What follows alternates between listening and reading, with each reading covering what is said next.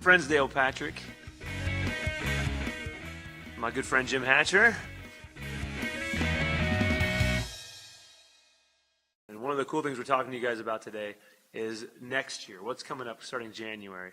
We're doing a little something called Trek, and it's an Awanas-based curriculum.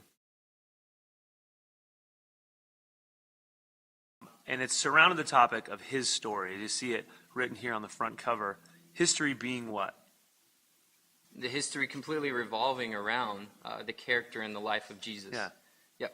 And so then what this book does is it calls our students and our leaders to the mat and says, this is what it is to live according to the character of Jesus. And it just ties every aspect from creation, from the very beginning, like all the way up to the cross, to now, like very practically in their everyday life. Mm-hmm. What about this specific study on the life character of Christ appealed to you when you saw it? Well, Dale, I'm glad you asked. And so what I liked so much about this was part of the structure. What it does is it cultivates like a daily experience that they can have with Jesus. Yeah. And it's a very simple structure, and it's something that's not overwhelming for them to go through.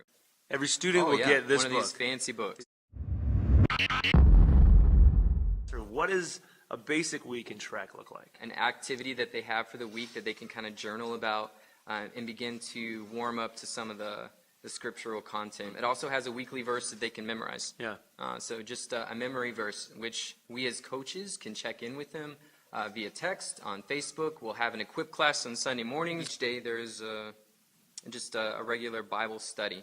And again, it's like 2 verses that they read and 2 penetrating questions that they have for like self-introspection. Mm-hmm. And then by the time we roll back around on a Wednesday night, these guys they're going to have the Word of God hidden in their heart, and everybody's going to be on the same page. And that's just, for me, that's so exciting because it gets them in this regular habit of engaging God on a daily basis.